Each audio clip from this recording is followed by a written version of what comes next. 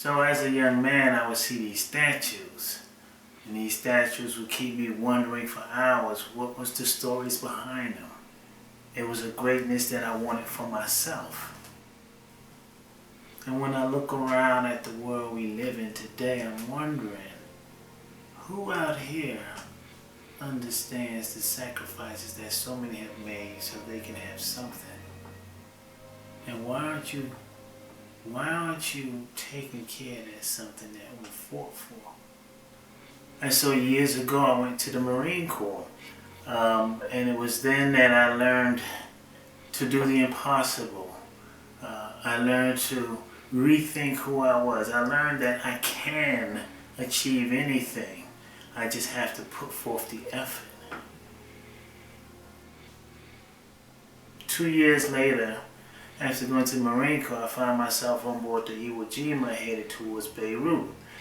We were part of a multinational peacekeeping force. I never believed or never realized, I never thought that one event would change my life forever.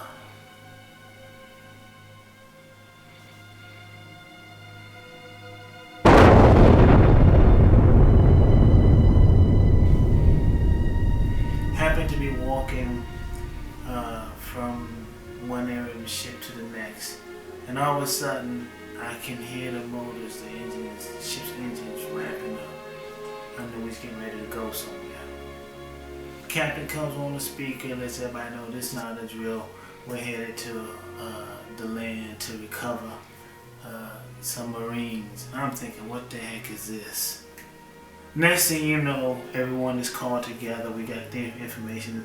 We're told that a bomb exploded at our barracks and it killed a lot of Marines. Alright, okay, I hear you, I got you, but I don't believe it because we're Marines.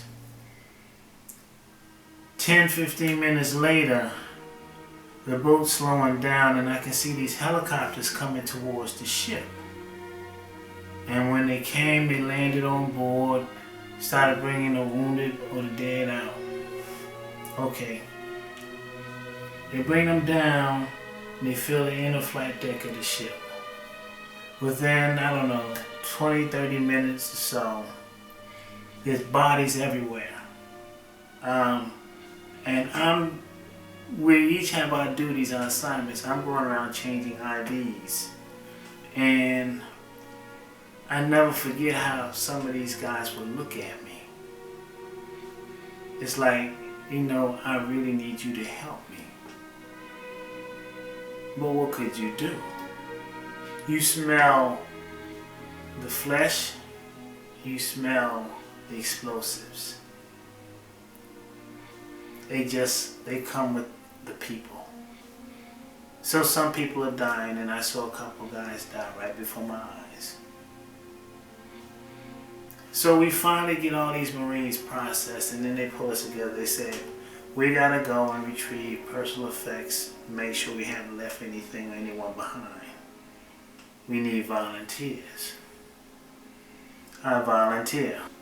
So now we're in this rubble and this staging, this effects areas, sorting through stuff, and I'm hearing whiz, whiz, whiz, whiz.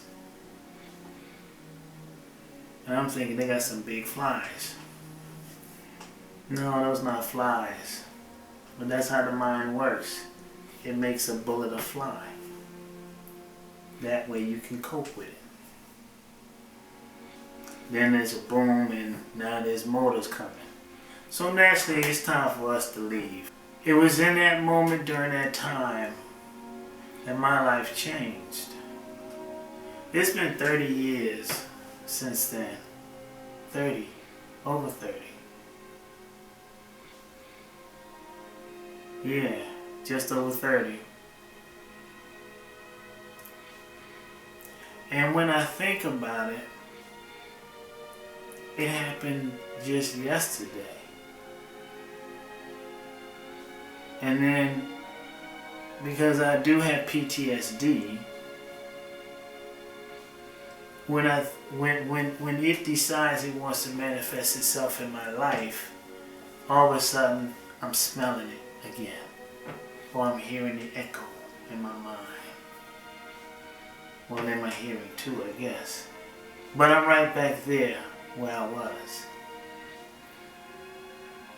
And the funny thing is the impact it had on my life, I'm still coming to a place of understanding about.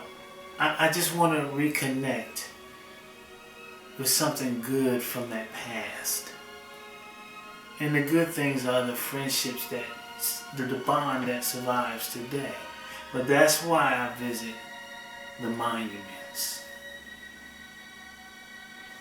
That's why I have to acknowledge the sacrifice that my brothers and sisters have made for me. But I wouldn't change it for the world. I am the best man I could have ever become.